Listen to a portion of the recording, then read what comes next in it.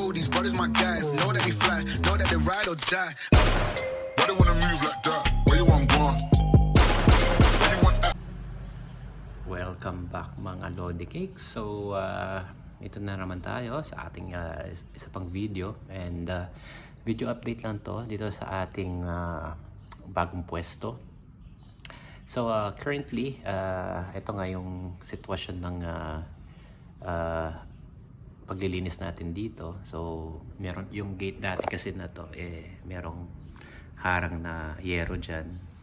Since abandonado to dati, nilagyan ng mga yero para nga wala nakakapasok dito kasi before may mga alam mo na yung mga tao mapasok dito kung ano-anong mga kinakalkal dito sa bahay, may mga kinukuha before. So kinailangan lagyan ng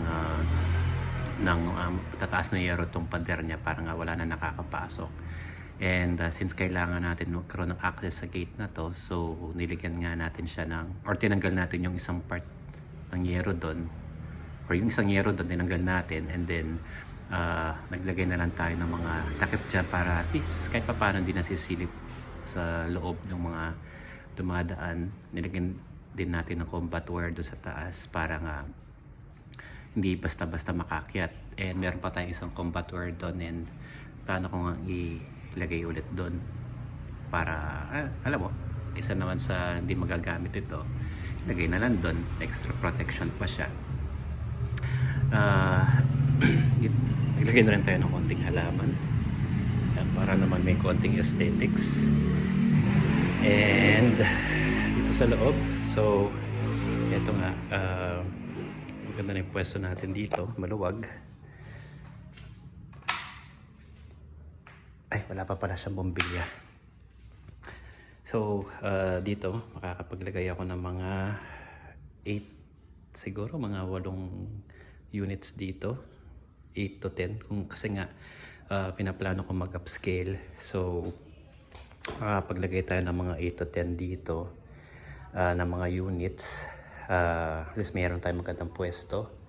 And as you can see, marami pang pwesto dito. Yung gulong natin nandyan pa rin, hindi pa siya nabebenta. Tsaka ako na kasi asikasuhin talaga yung sa used tire business natin.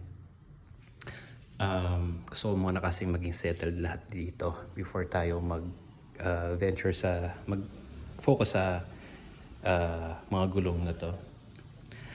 So as you can see, kahit pa paano luminis naman. Before kasi yung condition nitong sahig, ayan, ngayon malinis na siya, nakakapaglakad ka na dyan, ganyan. Although malikabok pa rin, pero malaking improvement kaysa doon sa dati. Kasi before ganyan yung itsura niya, since talagang literal na maalikabok. And as you can see, itong mga pumapasok dito before, pati na lang pintuan alam mo yun, kinukuha nila. So ayun na nga, maganda na yung pwesto natin dito, and possibly kung mas lalaki, mas dadami pa yung units natin pati dito, kakapaglagay tayo ng mga units dito pati sa loob. And meron naman tayong mga guard dogs dito na malalaki, so additional security natin sila, plus maglalagay ako ng CCTV dito sa labas, additional, parang every time na let's say may makakapasok dito, mano-notify yung phone natin na merong tao. Madali, since katabi lang, madali ko naman mapupuntahan to. So, ayun nga pala, natapos na yung mga connection natin dito ng kuryente. So, ang pinaplano ko dito is lagyan pa siya ng tubig. Ayun na nga. Pero hindi pa naman talaga yun importante. Ang pinaka-importante kasi is yung karoon nga na dito ng supply ng kuryente para sa ilaw and sa mga power tools natin. Magagamit natin siya. Kasi itong unit na to, since abandonado siya, wala talaga siyang naputulan na ng linya. Additionally, yung mga kable dito ng kuryente, yun nga mga mababait na pumapasok dito before kinuha. So may mga parte na kisame dito na nakabaklas, and then doon hinila yung mga kable ng kuryente. So ang ginawa ko na lang is ayun, diniskartehan na lang para magkaroon ng linya dito. So ayan, for now yan lang muna yung update ko, and marami pa rin kasi akong gagawin dito throughout siguro isasabay ko na lang yan, ibang improvements pa dito kasabay pag gumagawa ako ng motor, kasi dito ko na siya balak gawin, malawag tong pwesto na to.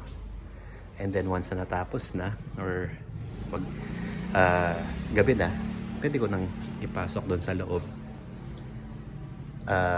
Tuloy na lang the following day, ganun. I guess for now, ayan lang naman muna siguro yung update natin dito, and kung kailangan pa ng isang video siguro sa susunod, baka, pero most likely hindi na, kasi for me, all good na rin naman na to meron na tayong malinis na pagpupwestuhan dito. Yung mga parte kasi doon na marurumi pa, hindi naman talaga siya importante. Ang importante sa akin is itong area na to, at saka dito sa loob may pagpupwestuhan, may malalakaran, ganyan. Tapos itong mga pintuan, masisecure natin sila. As you can see, taming lock. So tinatod ko ng mga lock yan para nga kahit tadyakan mo ng tadyakan, hindi siya basta-basta mabubuksan ng mga tao na hindi namin malalaman, di ba? Dahil nga magagawa yan ng ingay